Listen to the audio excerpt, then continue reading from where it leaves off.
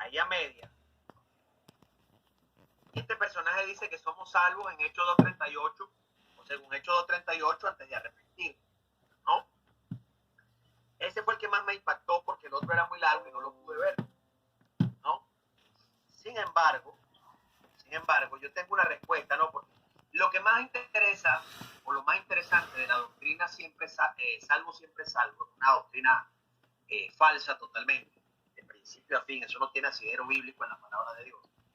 Esta doctrina lo primero que hace es cambiar la definición bíblica de arrepentimiento por un simple cambio de estado mental. Escuchen lo que dicen ellos, que arrepentimiento es simplemente un cambio de estado mental.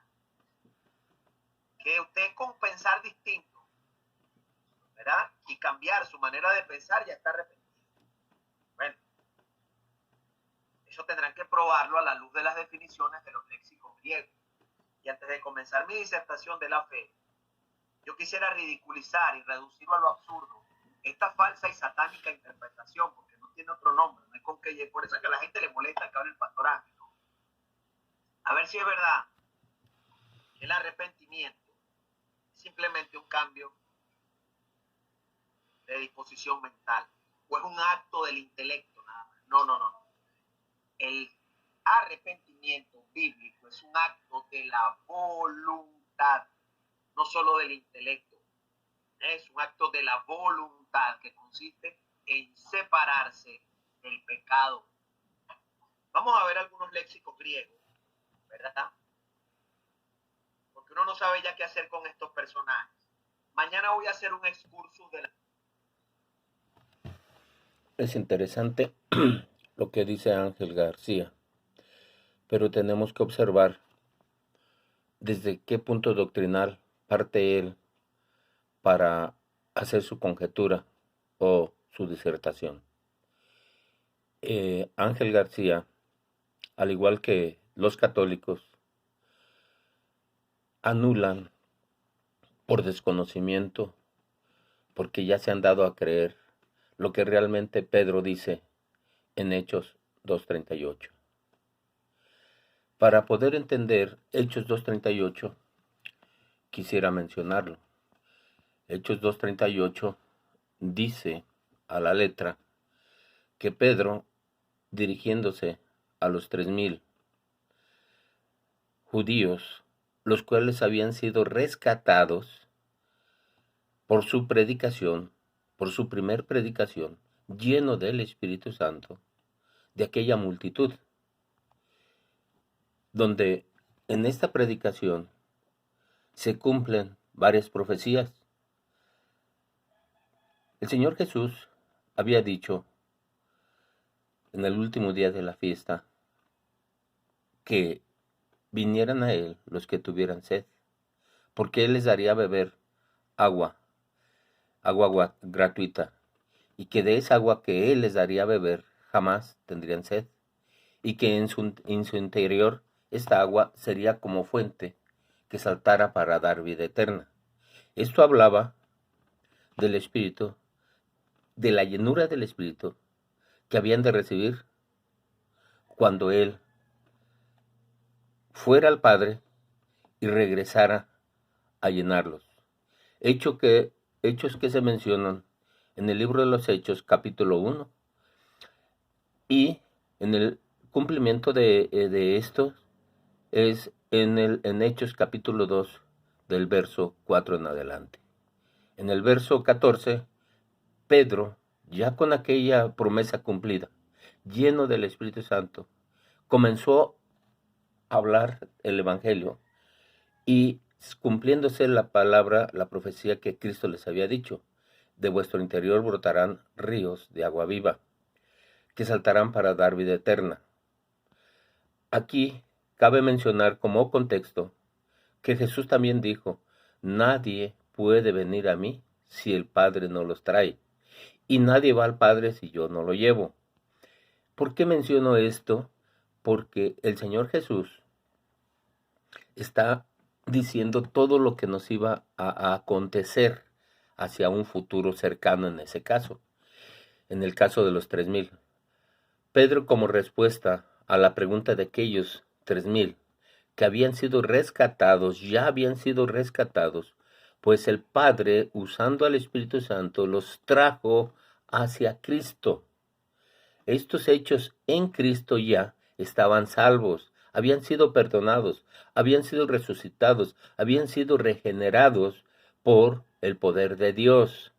Cuando estos 3,000 judíos en el capítulo 37 se le acercan a Pedro, vean las condiciones en que iban.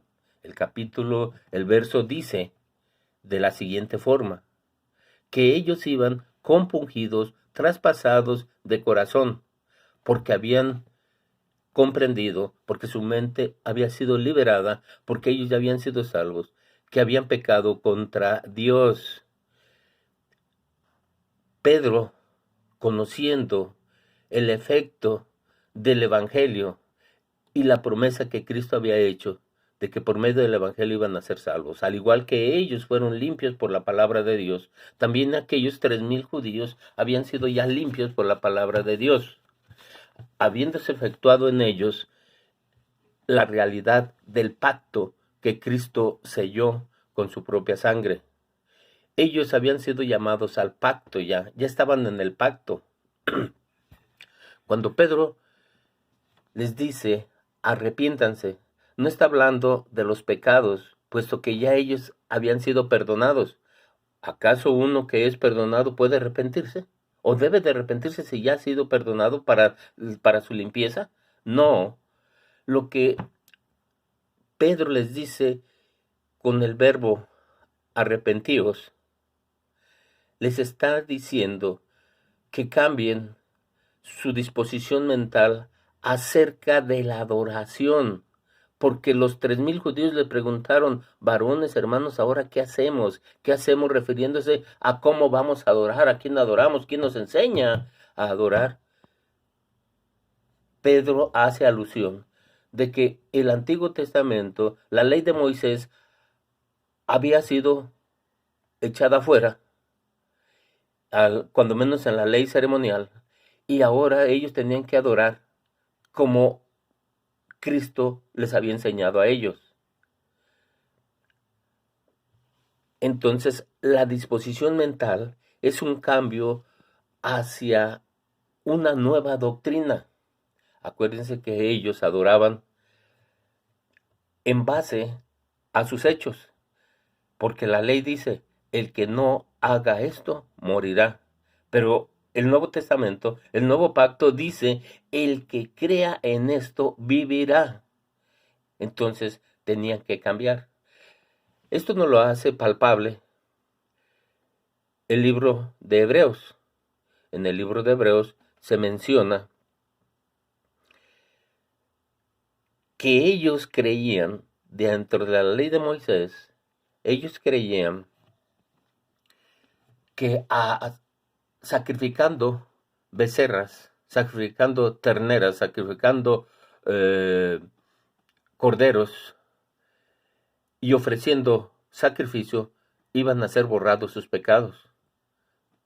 Pero les dice el mismo libro que eso era mentira, que no podían, porque si esto fuera perfecto, no hubieran año con año efectuado esos mismos sacrificios, que nunca pueden quitar los pecados del pueblo. Pero en cambio, el nuevo pacto sí los quita, porque es Dios quitándolos, pues Dios es el único que quita los pecados de nuestros cuerpos. Ahora, la disposición mental es que ya no crean en las obras muertas. ¿Cuáles son las obras muertas? Esos sacrificios. En Hebreos nos lo menciona. 9:14 hasta el capítulo 10, verso 18 o 20. Pueden leerlo y van a entender ahí de lo que estoy hablando. Bien, volviendo. La mentalidad de ellos era ofrecer sacrificios y holocaustos por el pecado. Ahora ya no tenían que hacer eso, pues había sido ofrecido un solo sacrificio por ellos, el sacrificio perfecto, y no en templo hecho de manos humanas, sino el mismo templo hecho por Dios. Jesús de Nazaret, varón perfecto, el Hijo de Dios, quien es Dios por ser Hijo de Dios, se sacrificó y ofreció su vida por nosotros, habiéndose llevado en la cruz, en su carne, en su cuerpo, todos los pecados de aquellos que somos alcanzados por la misericordia de Dios. Aquellos 3,000 hombres habían sido alcanzados por la misericordia de Dios. ¿Y cómo es que este hombre, llamado Ángel García, ignora todo eso? Él en su mente, de acuerdo a lo que él entiende por su doctrina, lo anula todo lo que yo estoy diciendo y me llama todavía sacrílego, satánico. Es una barbaridad. Este hombre dice que posee el Espíritu Santo, no lo sé. Que sus palabras expuestas al público lo denotan. Si el Espíritu Santo puede maldecir a todo mundo, uno lleno del Espíritu Santo maldice, uno lleno del Espíritu Santo manda al infierno, entonces sí es correcto. Pero si la Escritura nos enseña que no, porque Dios es amor, entonces, ¿qué espíritu está en él? Volviendo, el punto es que está errado Ángel García. Muy errado. Bendiciones. Esto es como respuesta a este pequeña introducción de Ángel. Continuaremos escuchando un poquito más, cierro y luego haré otro video. El arrepentimiento, ¿verdad? Lo voy a comenzar. Pero antes de eso, yo quiero hacer, ¿verdad?, un pequeño recuento de lo que realmente significa la palabra arrepentimiento. Entonces, esto es interesante porque una persona que no se ha arrepentido no ha dejado el pecado. Y una persona que no ha dejado el pecado no está arrepentida. Esto es así como una papa caliente. Si yo no me he arrepentido, no he dejado el pecado. Y si no he dejado el pecado es porque no me he arrepentido. Entonces, este axioma, ¿verdad?, este axioma da como consecuencia que una persona que no se ha separado del pecado en la práctica, sino que todavía está unida al pecado y sometida como esclava al pecado, no puede ser salva bajo ninguna consideración de dificultad alguna.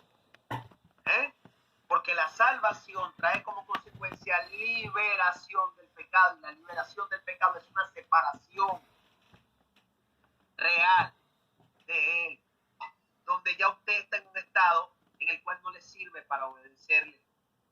Esta doctrina salvo siempre salvo dice que no. Bien, aquí Ángel vuelve a errar. Él se olvida de lo que dice Efesios 1:13, ¿qué nos dice?